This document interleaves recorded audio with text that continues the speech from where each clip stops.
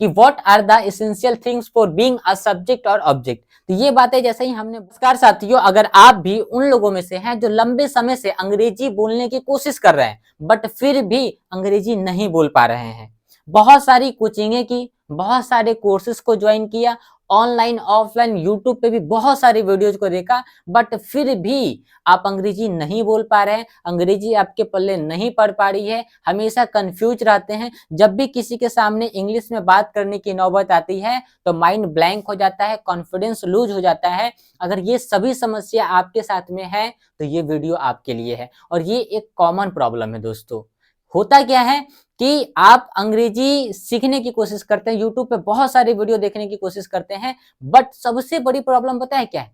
सबसे बड़ी प्रॉब्लम ये है कि आप कोई भी भाषा बोलते हैं आज के टाइम में, तो उस भाषा को बोलने की एक शैली होती है, उस भाषा को बोलने की शैली के हिसाब से एक स्ट्रक्चर तय किया जाता है। हर भाषा के पीछे एक शैली छुपी होती है और हर शैली के पीछे एक स्ट्रक्चर छुपा होता है। जब तक उस भाषा की शैली और स्ट्रक्चर आपको नहीं पता है, उसके कॉन्सेप्ट के बारे में आपको नहीं पता है, तो मैं आपको इतना जरूर दावे के साथ में कहना चाहता हूं दोस्तों कि आप उस भाषा को नहीं सीख पाएंगे, आप उस भाषा को कभी भी बोल नहीं पाएंगे, समझ नहीं पाएंगे। तो सबसे पहली बात क्या है कि किसी भी भाषा को बोलने के लिए, सीखने के लिए आपको उस भाषा की समझ होनी चाहिए, उस भाषा के कॉन्सेप्ट के शैली के बारे में पता होना चाहिए, स्ट्रक्चर के बारे में पता होना चाहिए, तभी जाके आप उस भाषा को बोल पाएंगे। तो जस्ट लाइक मान लेते हैं कि अगर आप अंग्रेजी सीखना चाहते हैं, अंग्रेजी बोलने की कोशिश कर रहे हैं, तो आपको भी ये पता होना चाहिए कि भाई अंग्रेजी भाषा की शैली क्या है, इसको बोलने का स्ट्रक्चर क्या है। तो सबसे पहले हम लोग ये जानते हैं दोस्तों आज की इस वीडियो में कि भाई इसकी शैली क्या है। वीडियो को पूरा अंत तक देखिएगा क्योंकि हर एक पॉइंट आज की ये वीडियो आपके लिए कामगार होगी।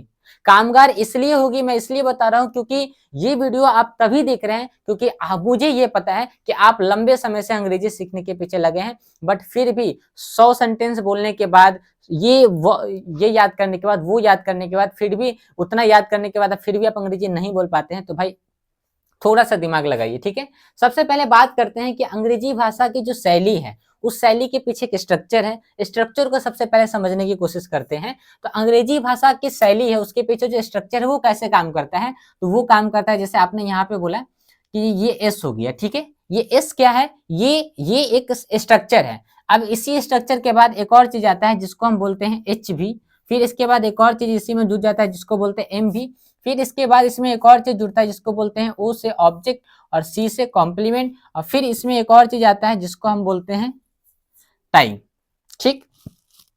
अब थोड़ा सा ध्यान से समझिएगा कि ये एक भाषा को, यानी कि अंग्रेजी भाषा को बोलने का एक शैली है, ये एक स्ट्रक्चर है। और ये स्ट्रक्चर जब तक आपको समझ में नहीं आता है, जब तक इस स्ट्रक्चर के ऊपर काम नहीं करेंगे, ये सब होता क्या है, तब तक आप अंग्रेजी नहीं बोल पाएंगे। 100 सेंटेंस रटने से भाई अंग्रेजी नहीं आती है, ठीक है।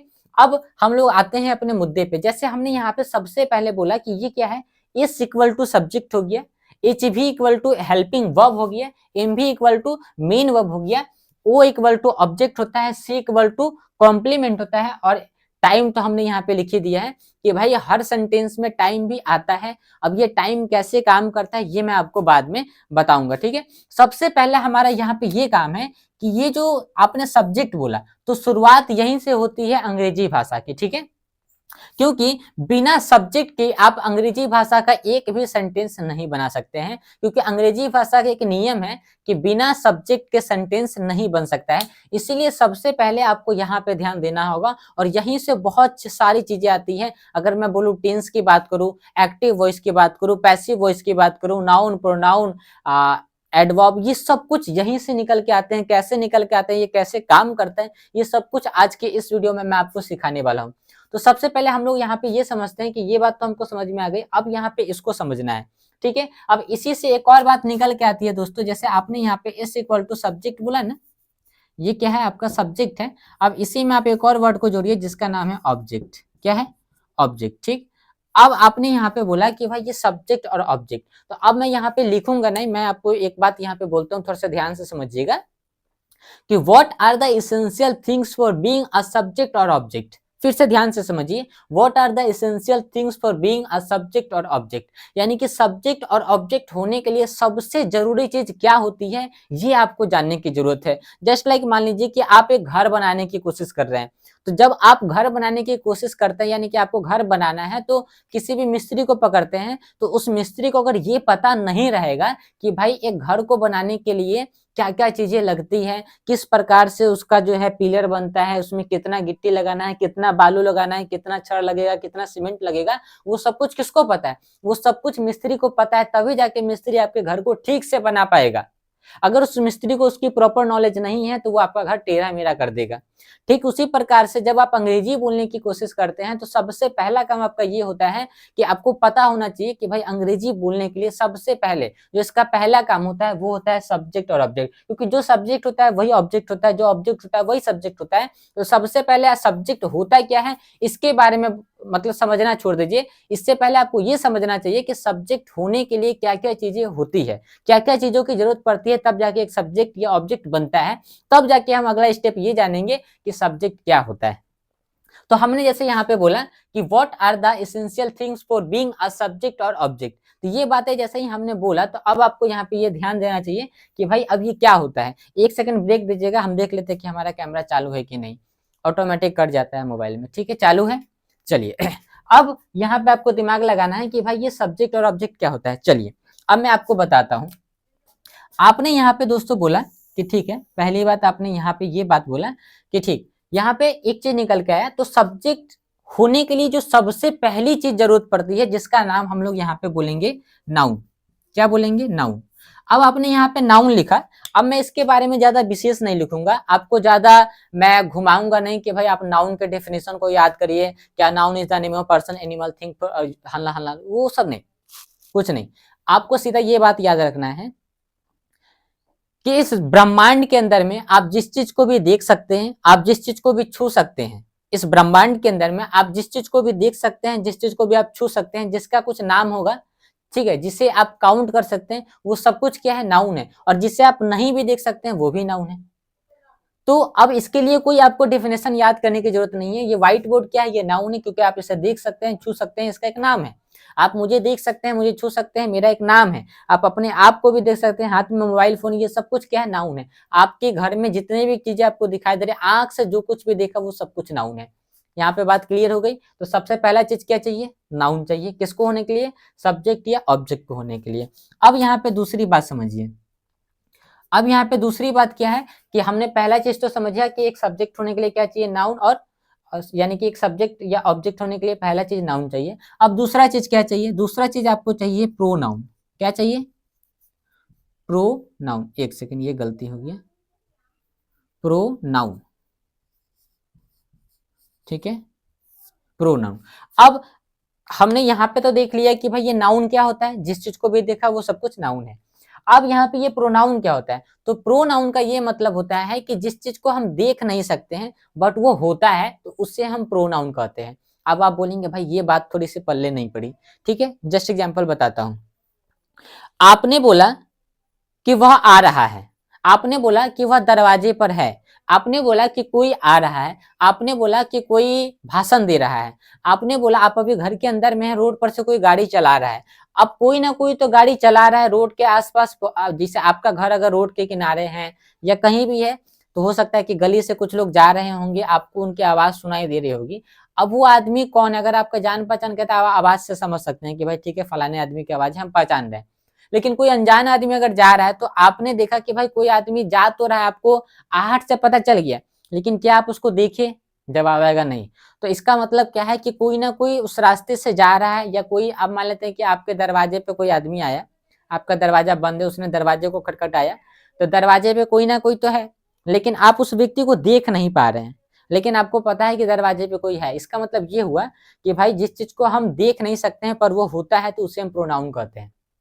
और हम लोग को ये सिखाया जाता था कि नाउन का मतलब क्या होता है कि भाई किसी व्यक्ति, स्थान, वस्तु के नाम को नाउन कहते हैं, जो नाउन के बदले में इस्तेमाल होता है वो प्रोनाउन होता है। लेकिन ऐसा नहीं है, जिस चीज को हम देख सकते हैं वो नाउन होता है, जिसे देख नहीं सकते हैं पर होता है वो प्रोनाउन होता है। जैसे आपने बोला कि वह दरवाजे पर है या कोई दरवाजे पर है, तो someone is standing on the या at the door, sorry on the door नहीं होगा, एट द यहाँ पे डोर लगाएंगे, ठीक है। Someone is standing at the door, कोई दरवाजे पर खड़ा है। आपने यहाँ पे बोला, आपने यहाँ पे बोला एक सेकंड हम यहाँ पे लिख देते हैं, आपने बोला आ बॉय इज गुड, ठीक, लड़का अच्छा है, तो आपने यहाँ पे बोला व्हाट इज गुड, क्या अच्छा है, आपने बोला हु इज गुड, कौन अच्छा है, आपने बोला समवन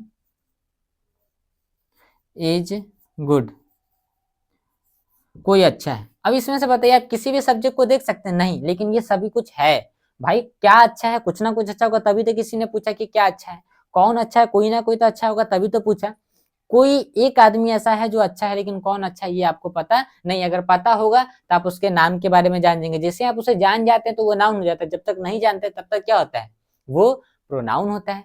आई होप कि आप लोग को मेरी बात समझ में आ गई होगी कि जो चीज देख सकते हैं, जो जानकार है वो नाउन है, जो जानकार नहीं है बट है वो प्रोनाउन है, ठीक। अब तीसरी चीज क्या आती है दोस्तों, तो तीसरी चीज अब हम यहाँ पे देखेंगे, तो तीसरी चीज का नाम होता है नाउन एक्विवेलेंट। क्या होता है? Noun equivalent, noun equivalent.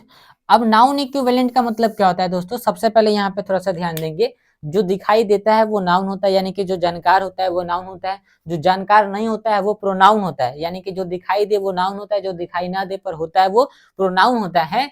और उसके बाद नाउन इक्विवेलेंट का ये मतलब होता है जो नाउन होता नहीं है बट नाउन के समान काम करता है, तो वो नाउन इक्विवेलेंट होता है। जैसे आपने यहाँ पे बोला कि नाउन इक्विवेलेंट के दो भाग हो जाएंगे, यहाँ पे कितने भाग होंगे? दो भाग। पहला भाग क्या होगा? यहाँ पे जेरंड होगा, ठीक है। दूसरा भाग क्या होगा? इन्फिनिटिव होगा, ठीक है। क्या होगा? इन्फिनिटिव, ठीक है। जेरंड की पहचान क्या होती है? आपने बोला V1 प्लस ING फॉर्म, ठीक है। ये किसके पहचान है? जेरंड की। आपने बोला 2 प्लस V1, ये किसके पहचान है? ये है इन्फिनिटिव की। अब आपने बोला कि जो नाउन होता नहीं है लेकिन नाउन के समान काम करता है तो वो प्रोनाउन होता है, सॉरी नाउन इक्विवेलेंट होता है। और नाउन इक्विवेलेंट को दो भागों में हम लोग बांटते हैं, एक जेरंड होता है, एक इन्फिनिटिव होता है। चलिए एग्जांपल से समझते हैं। आपने यहाँ पे बोला कि टहलना, तो टहलना का मतलब इंग्लिश में क्या होता है? वॉक। तो वॉक एक काम है, लेकिन अगर यही काम एक नाम की तरह काम करे तो नाम मतलब नाउन, काम मतलब वर्ब, और नाउन मतलब नाम मतलब नाउन। तो यही अगर वॉक आपने बोला, ठीक है, तो आपने क्या बोला? वॉक। तो ये वॉक क्या है? ये आपका काम है, ये V1 है कि नहीं है। लेकिन अब यही वॉक अगर आपका एज आ नाउन की जैसे काम करना शुरू कर दे तो ये क्या कहलाएगा? नाउन इक्विवेलेंट कहलाएगा, ठीक है। तो अब आपने यहाँ पे बोला वॉक। अब वॉक में देखिए अगर हमने यहाँ पे ING लगाया तो ये हो गया वॉकिंग, ठीक है, वॉकिंग हो गया। आपने बोला वॉकिंग इज गुड, टहलना क्या है? अच्छा है। तो अब ये जो वॉकिंग है ये आपका क्या है? ये एक जेरंड का सेंटेंस बन गया, यानी कि नाउन इक्विवेलेंट का। तो आपने बोला वॉकिंग इज गुड, टहलना अच्छा है, तो यहाँ पे ये जो टहलना है ये आपका क्या हो गया? ये असल रूप में एक वर्ब है, लेकिन ये अभी काम किसका कर रहा है? ये काम कर रहा है एक नाउन का, यानी कि ये नाउन है नहीं लेकिन काम किसके तरीके से कर रहा है? नाउन की तरह। तो अब ये कहलाएगा नाउन इक्विवेलेंट। नाउन इक्विवेलेंट में भी क्या कहलाएगा? ये कहलाएगा जेरंड, ठीक है। अब इसी सेंटेंस को आपने क्या किया? आपने यहाँ पे बोला टू वॉक, क्या लगा दिया? टू वॉक इज गुड, ठीक। तो अब ये सेंटेंस क्या कहला गया? ये सेंटेंस कहलाया इन्फिनिटिव का, ये सेंटेंस कहलाया जेरंड का, लेकिन दोनों सेंटेंस क्या है? Noun equivalent. क्यों? क्योंकि दोनों जगह पे ये जो आपका वर्ब है ये काम किसके तरीके से कर रहा है? ये काम कर रहा है नाउन इक्विवेलेंट के जैसे, ठीक है। यानी कि कहने का सेंस ये है कि अब हमको ये बात समझ में आ गया कि भाई सब्जेक्ट और ऑब्जेक्ट दोनों एक ही होता है, लेकिन सब्जेक्ट और ऑब्जेक्ट होने के लिए आपको तीन चार चीजों की जरूरत पड़ती है। सबसे पहले एक नाउन की जरूरत पड़ती है, प्रोनाउन की जरूरत पड़ती है, नाउन इक्विवेलेंट की जरूरत पड़ती है। नाउन इक्विवेलेंट के दो भाग होते हैं, जेरंड और इन्फिनिटिव, यानी कि इन सभी को मिला के 1 2 3 4, इन चार चीजों को मिला के आपका सब्जेक्ट बनता है। अब हमको ये समझ में आ गया कि जब भी आज के बाद से अगर हम बात करेंगे किसी भी सब्जेक्ट की, तो सब्जेक्ट मतलब नाउन होता है, सब्जेक्ट मतलब प्रोनाउन होता है, सब्जेक्ट मतलब जेरंड होता है, सब्जेक्ट मतलब इन्फिनिटिव होता है। बात समझ में आ रही है? तो अब आप कभी कंफ्यूज मत होइएगा कि आपने बोला वॉकिंग इज गुड, तो यहाँ पे वॉकिंग क्या है? ये सब्जेक्ट है। आपने बोला टू वॉक इज गुड, ये क्या है? ये सब्जेक्ट है। आपने बोला स्लीपिंग इज गुड, सोना अच्छा है। आपने बोला रीडिंग इज गुड, पढ़ना अच्छा है। आपने बोला रीडिंग इज इसेंशियल, आपने बोला स्मोकिंग इंजरियस टू हेल्थ, यानी कि स्मोकिंग जो है, यानी कि धूम्रपान जो है वो स्वास्थ्य के लिए क्या हानिकारक है। तो स्मोक करना होता है वो एक काम होता है, ठीक है, यानी कि धूम्रपान करना। लेकिन आपने बोला स्मोकिंग इज बैड, आपने बोला स्मोकिंग इज बैड, धूम्रपान क्या है, खराब है, यानी कि बेकार है। तो ये चीज क्या है, ये कि यहाँ पे धूम्रपान जो यानी कि स्मोकिंग जो है वो क्या है आपका, वो जेरंड या इन्फिनेटिव कहलाए, यानी कि नाउन इक्विवेलेंट कहलाए, क्योंकि वो एक वर्ब है लेकिन काम किसके तरीके से कर रहा है, वो कर रहा है आपके नाउन की तरह का। जैसे आप लोग यहाँ पे देखते होइएगा कि कोई विराट कोहली अगर किसी चीज का प्रचार कर देता है तो लोग सोचते हैं कि भाई विराट कोहली ने किया है तो अगर हम इस चीज को अपने ऊपर लागू करेंगे तो हम भी विराट कोहली की तरह दिखेंगे। नहीं भाई, आप विराट कोहली की तरह दिखने की कोशिश कर रहे हैं, लेकिन आप है विराट कोहली नहीं, असल में आप जो है आप वही रहेंगे। आप सिर्फ कोशिश कर रहे हैं उसकी तरह दिखने की। तो जो लोग कोशिश करते हैं किसी की तरह दिखने की, उनको हम इंग्लिश में क्या बोलते हैं, नाउन इक्विवेलेंट। ठीक है, नाउन इक्विवेलेंट में या तो आप उन्हें जेरंड बोलिएगा या तो आप उसे इन्फिनिटिव बोलिएगा। आई होप कि यहाँ तक तो आपको बात समझ में आ गई होगी। अब